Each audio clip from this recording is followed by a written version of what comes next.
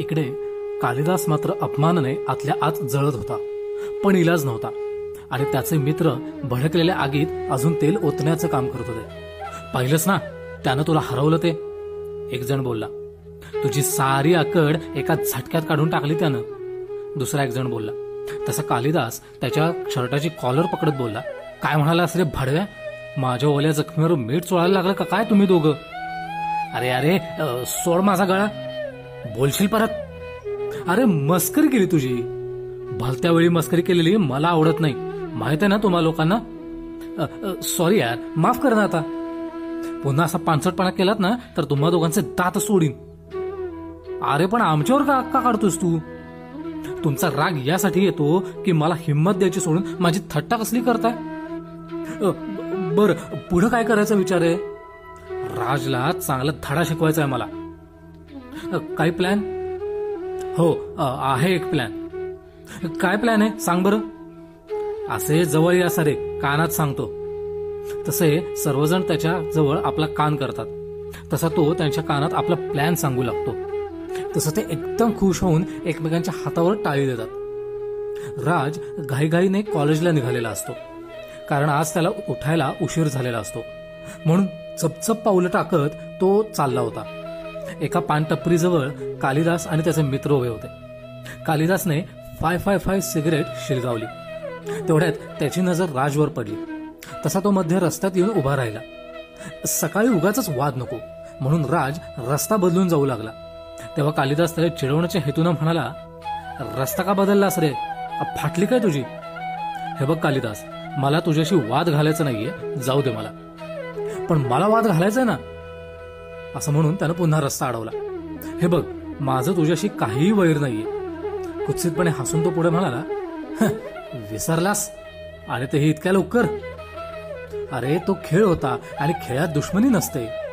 ते तुझ्यासाठी, माझ्यासाठी नव्हे. हे बघ, झालं गेलं विसरून जा आता. विसरून जाऊ? आणि ते पण तुला? कदापि नाही. राजला त्याच्या मित्रांनी गराडा घातला होता आणि राज एकटाच होता म्हणून तो त्याची समजूत काढण्याचा प्रयत्न करत होता. पण कालिदास त्यांचं काहीही म्हणणं ऐकून घ्यायला तयार नव्हता. तो म्हणाला, मला कालिदास म्हणतात आणि कालिदास कधी आपल्या दुश्मनांना विसरत नाही आणि त्यांना पण विसरू देत नाही, म्हणून तूही विसरू नकोस. काय? कालिदास प्लीज जाऊ दे मला. अरे मूर्ख आहेस का रे तू? मगाचपासून तुझ्यासमोर काय वाचलं ते काय रामायण होतं? किंचित थांबून पुढे म्हणाला, नाही, महाभारत होतं ते. असं बोलून एक फाईट त्याच्या तोंडावर मारली. तसं त्याच्या दातातून रक्त येऊ लागलं. पण तरी देखील राजने त्याच्यावर हात उचलला नाही. तसा तो अजून चिडवत बोलला, ए मार ना, मर्द ना तू, असा नामर्द कसं झालास? पण तरी सुद्धा राज काहीच बोलला नाही. पण कालिदास मारतच सुटला आणि प्रत्येक ठोशाबरोबर त्याला चिडवण्याचे काम सुरूच होते. तो पुढे बोलला, ए मार ना मला, बांगडा भरल्यास का हातात? हिजडा आला. आता मात्र राज चिडला. त्याने कालिदासला प्रतिकार करायला सुरुवात केली. पण तो एकटा असल्याने त्याचं त्यांच्यापुढे काही चाललं नाही. कालिदास आणि त्याच्या मित्रांनी राजला चांगलाच लाथाबुक्क्यांचा महाप्रसाद दिला आणि त्याला रक्तबंबाळ करून तिथंच टाकून ते लोक पळून गेले. कोणीतरी पोलीस स्टेशनला फोन करून घडलेल्या घटनेविषयी खबर दिली. थोड्याच वेळात पोलिसांची जीप तिथं आली. तिथे त्यांना कालिदासचे वॉलेट मिळाले, जे मगाशी मारामारी करताना त्याच्या खिशातून खाली पडलं होतं. त्याच्यामध्ये कालिदासचा फोटो होता. त्यावरून पोलिसांना समजले की हे काम कोणाचं आहे. पण अगोदर राजला जीपमध्ये टाकून इस्पितळात ते घेऊन गेले. डॉक्टरांनी लगेच इमर्जन्सी वॉर्डमध्ये त्याला दाखल करून त्याच्यावर लगेच वैद्यकीय उपचार सुरू केले. थोड्याच वेळात त्याच्या मित्रांना वार्ता समजली. तसे सर्व इस्पितळात दाखल झाले. त्यांनी हे कोणी केले असावे याची माहिती पोलिसांना दिली. संशयित आरोपी म्हणून पोलिसांनी कालिदास आणि त्याच्या मित्रांना अटक केली आणि पोलीस कोठडीत टाकले. आणि तेथूनच शिक्षण मंत्री प्रतापराव घोरपडे यांना फोन करून त्यांच्या मुलाने केलेल्या अपराधाची कल्पना दिली. तेव्हा त्यांनी पोलिसांना विनंती केली की तुम्ही त्याच्यावर पोलीस चार्ज लावू नका, मी लगेच आलो पोलीस स्टेशनला. कालिदासचे वडील पोलीस स्टेशनला वकिलाला घेऊन पोहोचले. तेव्हा इन्स्पेक्टर विशालने सांगितलं, साहेब, या मुलाला खूप मारलं या लोकांनी. तो मुलगा अजून बेशुद्ध आहे. मी स्वतः त्याला इस्पितळात ऍडमिट करून आलो. पण हा गुन्हा माझ्याच मुलाने केला असं कशावरून म्हणता? तुमच्याच मुलाने केला याचा सर्वात मोठा पुरावा म्हणजे मारामारी केलेल्या ठिकाणी तुमच्या मुलाचं वॉलेट मिळणे. ते सिद्ध करते की क्राईम तुमच्याच मुलाने केलंय याचा हा भक्कम पुरावा. आणि ज्या मुलाला ह्या लोकांनी मारलंय तो मुलगा जसा शुद्धीवर येईल त्यावरून हे स्पष्टच होईल की तुमचा मुलगा गुन्हेगार आहे का नाही ते. आणि उद्याच्या वर्तमानपत्रात खबर येईलच की. तेव्हा शिक्षण मंत्री म्हणाले, हे पहा इन्स्पेक्टर, तुम्ही अपराधाची नोंद करून घेऊ नका, बाकी मी बघतो काय करायचं ते. तुम्ही आत्ताच्या आत्ता ह्या लोकांना सोडा. ते होणार नाही. त्या मुलाची अगोदर स्टेटमेंट घेतलं जाईल आणि मगच तुमच्या मुलाची कुंडली बनवली जाईल. इन्स्पेक्टर, कोणासमोर बोलतात याची कल्पना आहे का तुम्हाला? हो, या राज्याच्या शिक्षण मंत्र्याशी बोलतोय मी. पण साहेब, गुन्हेगार हा गुन्हेगारच असतो, मग तो कुणीही असो. आणि आम्हा पोलिसांचं काम आहे की असली गुन्हेगारांना पकडून त्यांना त्यांच्या अपराधाची शिक्षा देणं. माझा अशील अपराधी आहे किंवा नाही ते कोर्ट ठरवेल. तुम्ही फक्त तुमचं काम करा. जमानतचे कागदपत्र इन्स्पेक्टर समोर धरत वकील महाशय म्हणाले, हे घ्या त्यांचं जमानतचे पेपर. नाईलाजाने इन्स्पेक्टर विशालला कालिदास आणि त्याच्या साथीदारांना सोडावं लागलं. घरी आल्यानंतर प्रतापराव आपल्या मुलावर भयंकर चिडले. म्हणाले, तुला सांगितलं होतं ना थोडे दिवस शांत राहा म्हणून, कळत नाही का तुला? पण पप्पा, त्यानं माझा इन्सल्ट केला साऱ्या स्टुडंट समोर, म्हणून इतकं मारायचं आणि त्याला काही झालं असतं म्हणजे? पण नाही ना झालं काही, ते अजून ठरायचंय. म्हणजे तो अजून बेशुद्ध आहे. Thank God. थँक्स कसलं म्हणतोयस? देवासमोर प्रार्थना कर की त्याला काही होऊ देऊ नकोस, नाहीतर त्या इनामदार इन्स्पेक्टरच्या तावडीतून सोडवणं मुश्किल होईल. मग तुम्ही मंत्री असून काय कामाचे? कालिदासची आई त्यांच्याजवळ येत म्हणाली. त्यावर मंत्री महोदय म्हणाले, मंत्री असलो म्हणून काय, काही पण करण्याचा सरकारने परवाना दिलाय का काय आम्हाला? पप्पा, तुम्हाला ना माझं कौतुकच नाही. कशाचं कौतुक करू मी? गुंडगिरी करण्याचं? नाही, कदापि नाही. मम्मी, बघ ना पप्पा कसं म्हणतात ते. काय हो, माझ्या मुलाची काहीच इज्जत नाही का? इज्जत अशीच मिळत नाही, त्यासाठी काहीतरी कर्तृत्वाचे गुण अंगी असावे लागतात. तुझ्या मुलात असा एक तरी गुण कौशल्य आहे का? फक्त उन्हाळक्या करणं आणि गुंडागिरी करणं, बस एवढंच येतं कार्ट्याला. बाकी अभ्यासाच्या नावाने ठणठणात. त्याला काय करायचा अभ्यास करून? नोकरी करायची आहे का त्याला? मग काय घरात बसून आयतोबासारखा फक्त गिळतच राहणार आहे काय? फुकट कशाला? तो पण तुमच्याप्रमाणे या राज्याचा मंत्री बनेल की. जागेपणी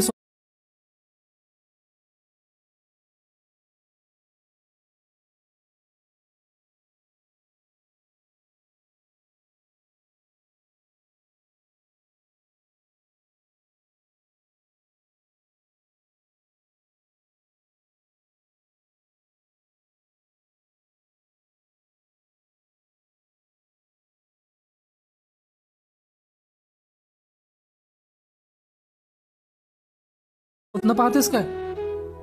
स्वप्न कशाला? खोटं आहे का ते? आता जनता फार जागरूक झाली आहे. त्या अशा गुंडांना निवडून देणार नाही कधी. आहा, नका सांगू मोठेपणा. ठाऊक आहे आम्हाला तुमच्या राजकारणात किती सभ्य माणसं आहेत ती. म्हणजे काय म्हणायचंय का तुला? जाऊ द्या हो, आता नका बोलायला भाग पाडू.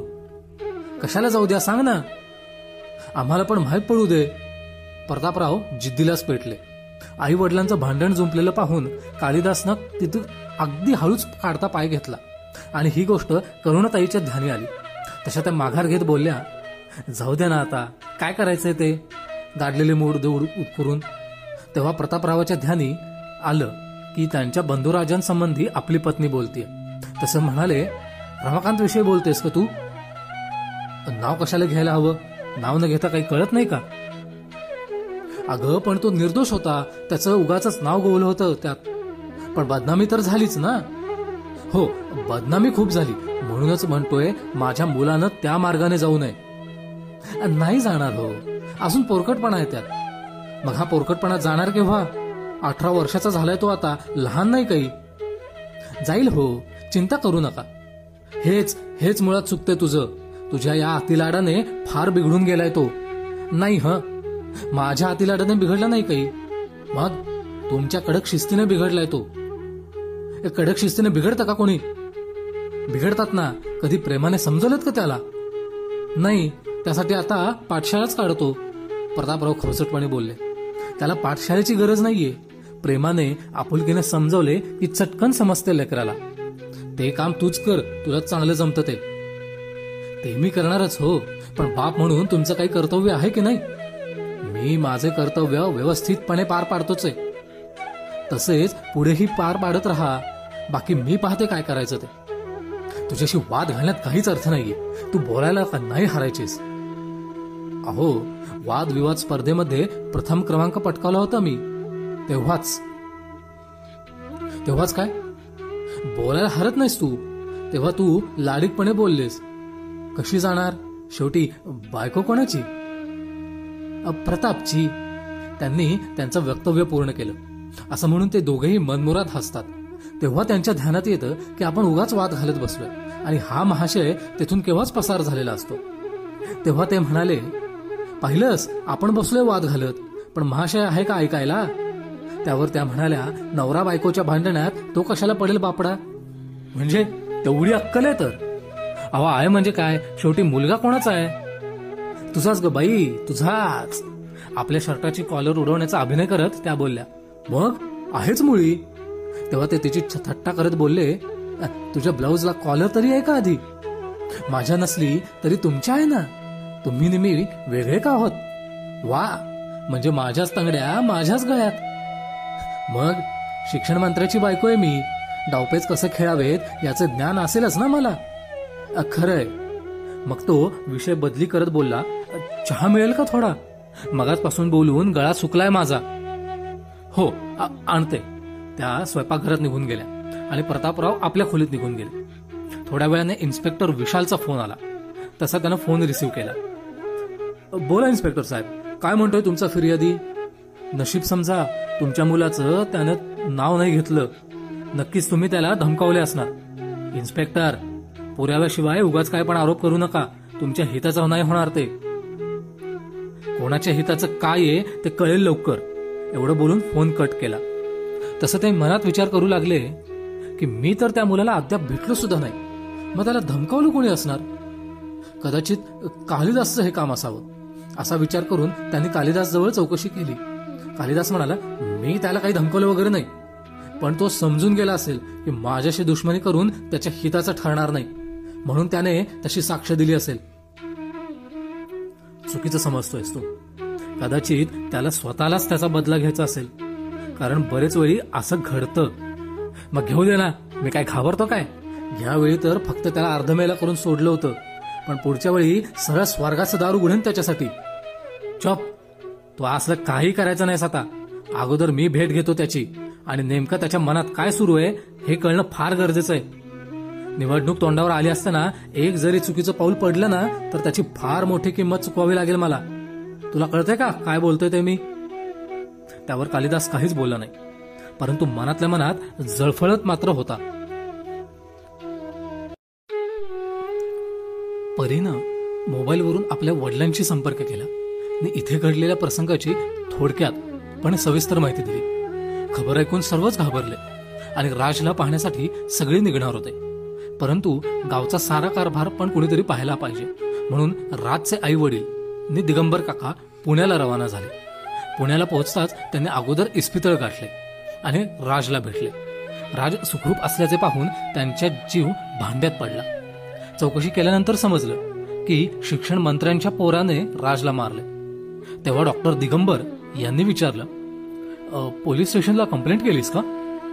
राज बोलला, त्याचा काही फायदा नाही. शिक्षण मंत्र्यांचे सुपुत्र आहेत ते.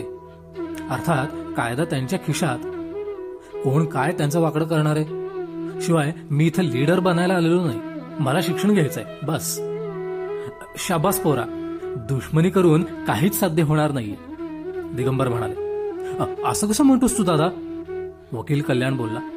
त्यावर डॉक्टर दिगंबर म्हणाले, दुश्मनीने दुश्मनी अजून वाढत जाते, त्यात साध्य काहीच होत नाही. त्यापेक्षा दुश्मनी होण्यामागचे कारणच जर नष्ट केले तर चांगलं नाही का? तू योग्य तोच निर्णय घेतलास पोरा. I am really proud of you. पण दादा, मला नाही हे पटलं. पण मला पटलं, नंदिनी बोलली. नीलू, तू हे बोलतेस? हो, कारण वैरत्व पाळणं कोणाच्याही हिताचं नाहीये. जग प्रेमाने जिंकायचे असते, वैरत्व करून नव्हे. प्रतापराव बाहेरून ऐकत असतात सगळे. ते आत येत बोलले, रामराम मंडळी. प्रत्युत्तर देताना डॉक्टर दिगंबर बोलले, रामराम, पण माफ करा, मी आपल्याला ओळखलं नाही. आपला परिचय देता प्लीज. देतो, माझा परिचयही देतो तुम्हाला, परंतु अगोदर हा बुके स्वीकारा. डॉक्टर दिगंबर उठले आणि त्यांनी आणलेला बुके स्वीकारला. तसं प्रतापराव घोरपडे बोलले, मी शिक्षण मंत्री प्रतापराव घोरपडे, अर्थात तुमच्या मुलाला ज्यानं मारलं त्याचा मी बाप आहे. हे ऐकताच सर्वांच्या चेहऱ्यावर तिरस्काराच्या छटा उमटल्या. वकील कल्याणला क्षणभर असं वाटलं की हा आपल्याला नक्कीच दंबाजी करायला असावा, पण मी त्याला ह्याच्याच भाषेत उत्तर देऊ का? लगेच दुसरं मन म्हणालं, नको, अगोदर तो काय प्रपोजल घेऊन आलाय ते तर जाणून घेऊ, नाही का? असा विचार मनात सुरू असतानाच प्रतापरावांचे स्वर कानी पडले. प्रतापराव बोलले, माझ्या मुलानं मी जे काही केलंय त्याची मी माझ्या मुलाच्या वतीनं माफी मागतो. माझ्या मुलानं जे काही केले ते फार अयोग्य होतं. त्याबद्दल मी दिलगिरी व्यक्त करतो आणि इलाजासाठी झालेला पूर्ण खर्च मी द्यायला तयार आहे. तेव्हा सर्वांच्या चेहऱ्यावर आश्चर्य उमटले, कारण आतापर्यंत कोणताही आमदार आपली चूक कबूल करून केलेल्या अपराधाची मागे मागायला आलेला नाही. आज प्रथमच हे घडत होतं, म्हणून आश्चर्य वाटणं साहजिक होतं. पण हा सारा दिखाऊपणा होता, कारण निवडणुका जवळ आल्या होत्या आणि त्यामुळे सगळा खेळ बिघडवायचा नव्हता. म्हणून निवडणुका जवळ आल्या की जनतेप्रती प्रेमभाव उमलून येणे स्वाभाविक होतं. जे हात मतदानासाठी जोडले जातात तेच हात मतदान करणाऱ्या माणसाचे हात कलम करायला अजिबात धजत नाही. फार विचित्र न्याय आहे या जगाचा. माफी मागितल्याने सारेच त्याच्या प्रभावाखाली आले. वकील कल्याण प्रभावित होऊन म्हणालं, त्याची काय गरज आहे साहेब, तुम्ही माफी मागितली त्यातच सारे भरून आलं. छे छे छे, असं कसं? माझ्या मुलाने गुन्हा केलाय, त्याची भरपाई मला द्यावीच लागेल, नाही का? असं म्हणून ते डॉक्टरांकडे वळून म्हणाले, डॉक्टर, यांचं सारं बिल माझ्या अकाउंटला टाका. बरं, डॉक्टर म्हणाले. बरं, येऊ मी? हो, या. मंत्री महोदय विजयी मुद्रेने इस्पितळातून बाहेर पडले आणि त्यावेळी कालिदास मोटारमधून खाली उतरत होता. आपल्या वडिलांना पाहून तो मोटारीच्या मागे लपला.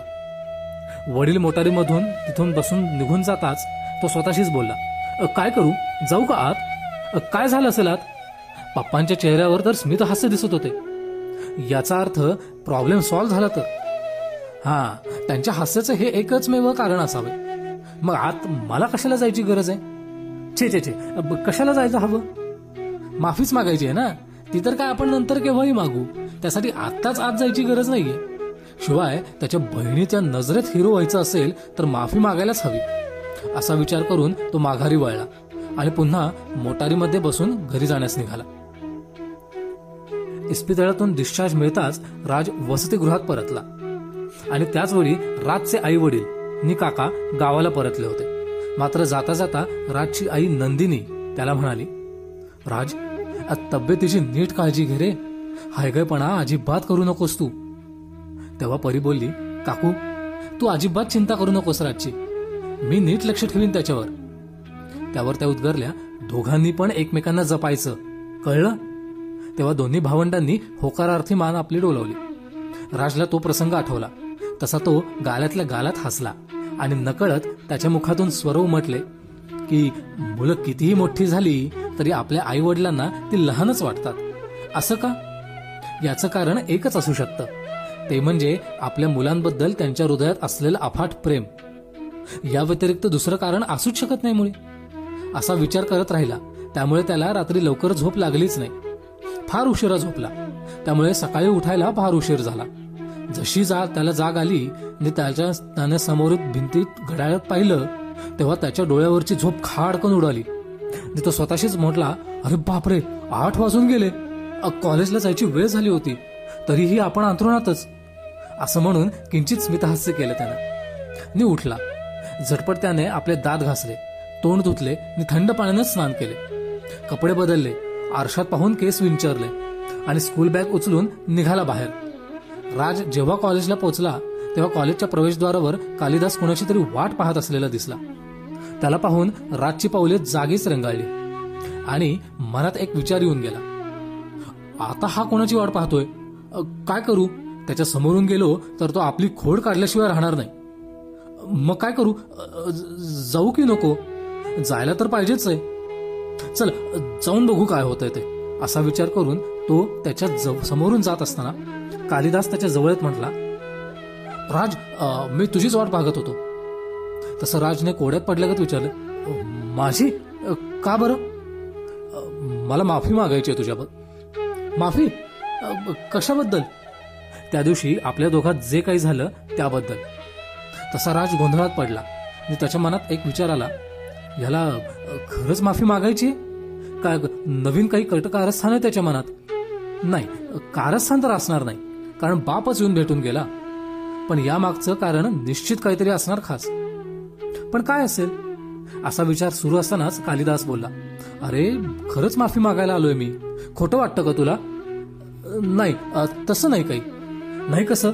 तुझा चेहराच सांगतोय तू फार गोंधळलेला आहेस. शक्य आहे काल परवापर्यंत जो व्यक्ती तुला आपल्या डोळ्यात पाहत होता तो अचानक बदलला. असं कसं झालं असं बहुधा तुला वाटत असावं. Am I right? येस. माझ्या वडिलांनी मला समजवलं की दुश्मनीत काही राम नाही, दोस्ती हे सगळ्यात सुंदर नातं. तेव्हा हस्तांदोलनासाठी राज हात पुढे करत बोलला, आपली दोस्ती नाही का होणार? तसा राज स्मितहास्य करत बोलला, व्हेरी नाईस. असं बोलून आपला हात पुढे करून हस्तांदोलन करतो आणि मग ते दोघे एकमेकांना आलिंगन देतात. हे दृश्य दोघांचेही मित्र दुरून पाहत असतात. दोन समांतर रेषा एकत्र, पुन्हा न येणाऱ्या, पण आज एकत्र आल्या होत्या. खरं तर याचे आश्चर्य सर्वांनाच वाटत होतं. दोन ग्रुप एकत्र आल्यानं त्यांच्यामधला संघर्ष संपला होता. मात्र त्या दोघांचे मित्र अजूनही संशयी नजरेने त्या दोघांकडे पाहत होते, पण अंदाज लागत नव्हता. राजचा एक मित्र राजला म्हणाला, राज, तुला काय वाटतं? कालिदास खरंच तुझ्याशी दोस्ती करू पाहतोय का यामध्ये सुद्धा त्याची काही चाल असावी? राज बोलला, याचं मला सुद्धा आश्चर्य वाटतंय, पण कुणी स्वतःहून दोस्तीचा हात पुढे करत असेल तर मी कसा मागे राहू? आणि खरं सांगू, दुश्मनीत काही राम नाही, मात्र दोस्तीत सर्व काही आहे. हो मान्य आहे, पण त्याने दगाफटका केला तर? मधुकर बोलला, तशी शक्यता फार कमी आहे. बाकी पुढचं पुढे बघू ना. राज उद्गारला, हा यार मलाही असंच वाटतंय. प्रकाश बोलला, म्हणून तू सावध राहा. मी सावध आहेच, पण तुम्ही सुद्धा सावध राहा. तो तुमच्यावर पण अटॅक करू शकतो, जसा त्याने मला एकट्यालाच गाठून अटॅक केला. राज उद्गारला, हो ते तर करणारच आम्ही. विवेक बोलला, राजच्या ग्रुपमध्ये जशी चर्चा सुरू होती अगदी तशीच सेम चर्चा कालिदासच्या ग्रुपमध्ये सुरू होती. कालिदासचे मित्र त्याला विचारत होते, तुला काय वाटतं काली, राज आपला अपमान विसरला असेल? सध्या तरी तसंच वाटतंय. असं वाटायचं कारण? म्हणजे बघ ना, त्याच्यावर हल्ला मीच केलाय हे पोलिसांना माहित होतं, कारण पोलिसांना माझं वॉलेट सापडलं होतं. अर्थात राजवर हल्ला मीच केला हे सिद्ध झालं होतं, पण राजनं माझं नाव घेतलं नाही. याचा काय अर्थ असू शकतो तुम्हीच विचार करा. अरे याचा अर्थ असा पण असू शकतो की त्याला स्वतःला बदला घ्यायचा आहे. तशी शक्यता नाही, कारण तसं असतं तर त्याने माझ्याशी हस्तांदोलन केलं नसतं. ते तुला गाफील ठेवण्यासाठी पण केलं असेल. विकास बोलला, अरे असं असतं तर त्याने माझ्याशी दोस्ती करण्याचा प्रयत्न केला असता, पण तसं नाहीये. आणि राजकारणात दुश्मनीपेक्षा दोस्ती अधिक चांगली असं माझे वडील सांगतात. आणि तुम्हा लोकांनाच माहितीये, माझे वडील त्याला आणि त्याच्या फॅमिलीला स्वतः भेटून आले. त्यांनी दुश्मनी विसरायची ठरवली तर आपण का मागे राहायचं? बस आता हा विषय इथंच क्लोज, समजलं? त्यावर सर्वजण गप्प बसले. तसा कालिदास बोलला, अरे आपण इथं का बसलोय? राज बरोबर बसायला हवं, नाहीतर त्याला वाटेल की आपण दोस्ती करण्याचं फक्त नाटक केलंय. तसं सर्वजण उठले. राज जिथं बसला होता तिथं सगळेजण गेले. मग दोन्ही ग्रुपच्या लोकांनी हस्तांदोलन केलं. दोन्ही गटातील पोरं परस्परांशी सावधानता बाळगून वावरत होती, परंतु अप्रिय असं काही घडले नाही. राज आणि कालिदास मात्र पक्के मित्र बनले. याचं कारण होते राजची बहीण परी. ती पहिल्या दिवसापासून त्याच्या मनात भरली होती आणि तो तिच्यावर एकतर्फी प्रेम करू लागला होता. तिचे प्रेम मात्र दुसऱ्यावर होते हे त्याला ठाऊक होते, पण का कोणास ठाऊक त्याचे मन परीवर जडले. त्याला मनापासून वाटत होतं की परी फक्त आपलीच जीवनसंगिनी बनावी. पण हे होणार कसं? तिचे मन तर दुसऱ्यावर जडलंय ना. ती आता आपल्यावर प्रेम करणं शक्य नाही, परंतु प्रयत्न करायला काय हरकत आहे? मग एकदा विचारून पाहूया, असा विचार त्याच्या मनात आला. फार फार तर काय नकार देईल इतकंच ना, पण मनाची खात्री तरी होईल. पण तिला विचारण्या अगोदर राज जवळ बोलून पाहतो, नाहीतर त्याचा गैरसमज व्हायचा. हो, तसंच करतो. त्याचा विचार पक्का होताच त्याने आपल्या मनाचा एकदम हिया केला. मी विचारलं, राज, तुला एक विचारायचंय. मग विचार ना, पण गैरसमज करून घेऊ नकोस. असं काय विचारणार आहेस? अगोदर वचन दे गैरसमज करून घेणार नाहीस म्हणून, आणि त्यानंतरही आपल्या दोस्तीत फरक पडणार नाही. अरे असं काय विचारणार आहेस? तू अगोदर वचन दे बघू. ठीक आहे, दिलं वचन. बोल. परी तुझी चुलत बहीण ना? बस हेच विचारायचं होतं तुला? नाही. मग? माझं मन बसलंय तिच्यावर. मी तिच्या प्रेमात पडलो. अरे पण तिचं दुसऱ्या मुलावर प्रेम आहे, माहित आहे मला. तरी सुद्धा? हो. का? काचं उत्तर नाहीये माझ्याजवळ, कारण प्रेम काही ठरवून केलं जात नाही, ते आपोआपच होतं रे. ते खरंय, पण त्यापेक्षा एक अजून सत्य आहे, आणि ते सत्य म्हणजे एकतर्फी प्रेम होऊन चालत नाही. दोन्हीकडून ते असायला हवं, तरच ते यशस्वी होतं. ते कळतंय रे मला, पण मनाला कसं समजावू ते कळत नाहीये मला. या बाबतीत मी तुझी कोणतीच मदत करू शकणार नाही. एक वेळ तू विचारून तर बघ ना तुझ्या ताईला, प्लीज. माझ्यासाठी? ते मी विचारू शकत नाही. वाटल्यास तू एकदा प्रपोज करून बघ, पण एकदाच. ती जर नाही म्हणाली तर पुन्हा त्याच्या वाटेला जाऊ नकोस. ठीक आहे. त्यानंतर एक दिवस कालिदासच्या एका मित्राने सेम राजेशचा हुबेहूब आवाज काढून एका गार्डनमध्ये भेटायला बोलवलं होतं. परीला वाटलं खरोखर राजेशने बोलवलंय असं समजून ती ह्या गार्डनमध्ये आली होती. परंतु तिथे येऊन पाहते तर राजेशचा कुठेच पत्ता नाही. त्या जागी तिला कालिदास दिसला. ती फार घाबरली होती, आणि तिला अजून एक प्रश्न पडला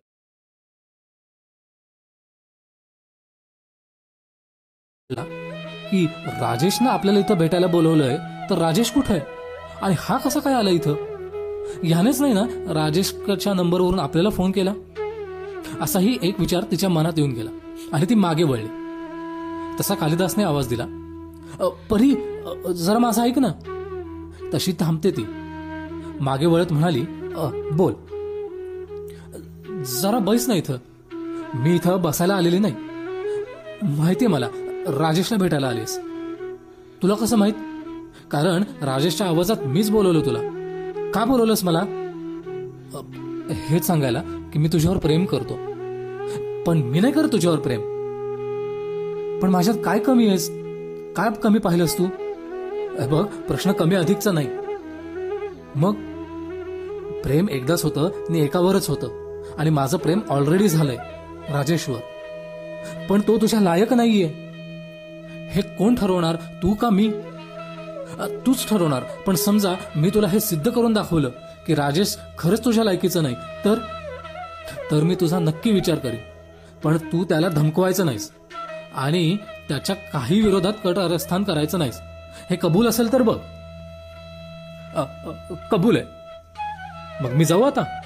ऑफकोर्स. असं बोलून तो तिच्या मार्गातून दूर झाला. तसा तिच्या जीवात जीव आला. घरी येताच ही गोष्ट तिने राजला सांगितली. मग काय निर्णय घेतलास? कशाचा निर्णय? तिने एकदम गोंधळून विचारलं. म्हणजे हेच की राजेश का कालिदास? अर्थातच राजेश, कारण राजेशवर मी मनापासून प्रेम करते, आणि कालिदास पण तुझ्यावर मनापासून प्रेम करतोय. त्याचं काय? हे तुला कोणी सांगितलं? अर्थात कालिदासनेच. म्हणजे त्याने मला धोकेबाजीने तिथं बोलवलं हे तुला माहित होतं? अर्थात. आणि तरी देखील तू मला काहीच बोलला नाहीस. त्यानेच मला मनाई केली होती, आणि तू त्याचं ऐकलंस. हो, डॅम-इट, त्याने माझ्याशी अतिप्रसंगी केला असता म्हणजे? कसा करेल? मी होतो ना तिथे. तिथे म्हणजे कुठे?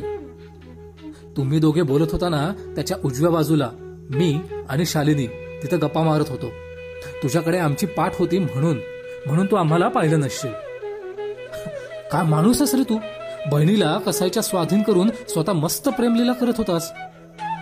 नाही ग ताई, मला चिंता होती तुझी, म्हणूनच मी शालिनीला बोलवलं होतं आणि तुला संशय येऊ नये म्हणून जरा दूर बसलो होतो. परंतु नजर तुम्हा दोघांवरच होती.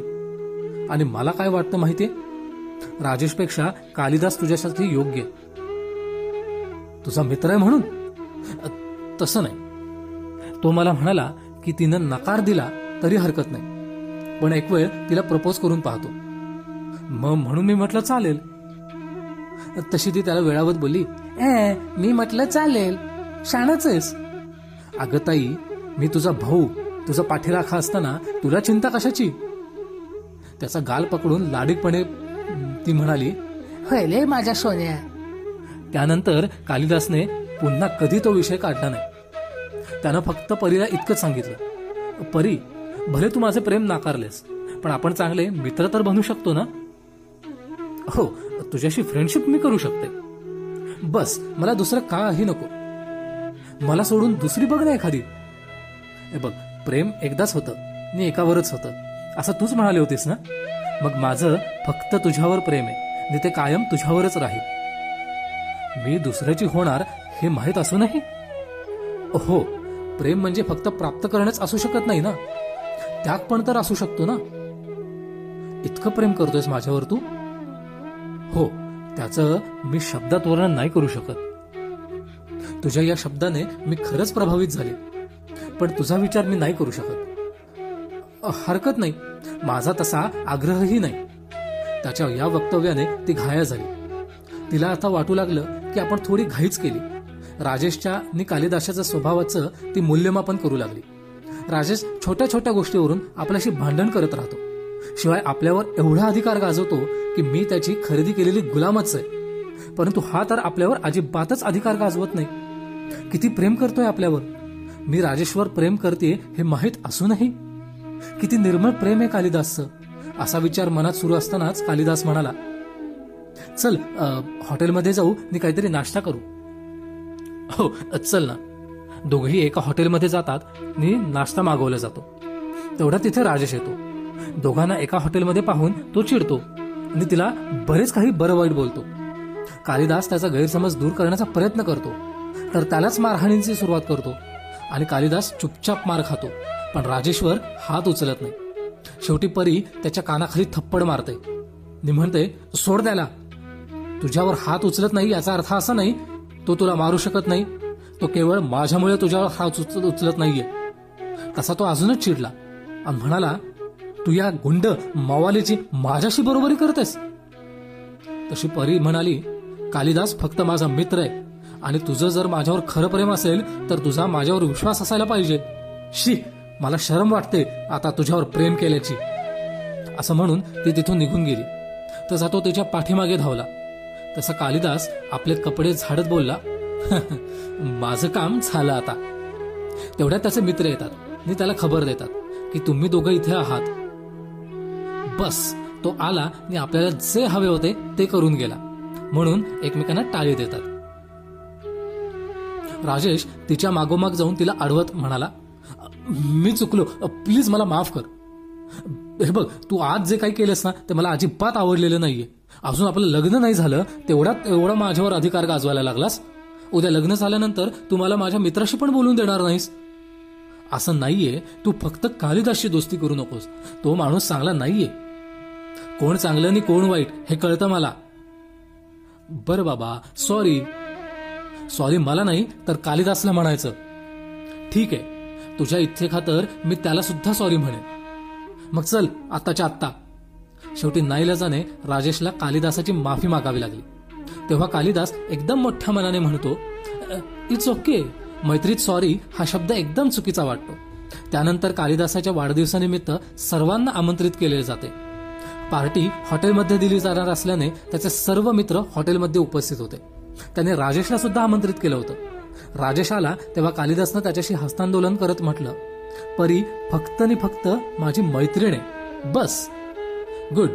आता मित्रत्वाच्या नात्याने सांगतोय की परी फक्त माझी आहे, तेव्हा तू तिच्यापासून जरा दूरच राहा. बरं, तू पार्टी कर एन्जॉय, मग पाहू काय ते. पार्टीत खाणं पिणं नाच गाणं सर्व काही सुरू होतं. तेवढ्यात कालिदासच्या एका मित्रानं माईकवर जाहीर केलं, लेडीज अँड जेंटलमन, जरा इकडे लक्ष द्या. तेव्हा सर्वजण त्याच्याकडे पाहू लागले.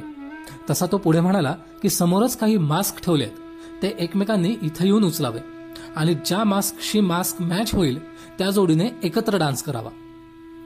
एकेकाने ते मास्क उचलले आणि आपल्या चेहऱ्यावर लावले आणि प्रत्येकाने आपला जोडीदार शोधला. आता कोण कोणाबरोबर नाचत होतं हे कोणालाही कळत नव्हतं. नाच करता करता एक जोडीला जास्तच नशा झाली आणि त्या जोडीचा तोल जाऊ लागला. म्हणून एक जण पुढे आला आणि त्या जोडीला एका खोलीत घेऊन गेला आणि त्या जोडीला त्याने कॉटवर झोपवले. त्यानंतर तो आपल्या जागेवर आला. थोड्या वेळाने पार्टी संपली. राज आपल्या बहिणीला शोधू लागला, पण परी कुठंच दिसेना. कालिदास आणि राजेशही कुठे दिसेना. त्याला वाटले की ते लोक वसतिगृहावर गेले असतील. असा विचार करून तोही वसतिगृहाला जायला निघाला. तिथे पोचल्यावर त्याला समजले की वसतिगृहावर ते दोघेही पोचलेले नाहीयेत.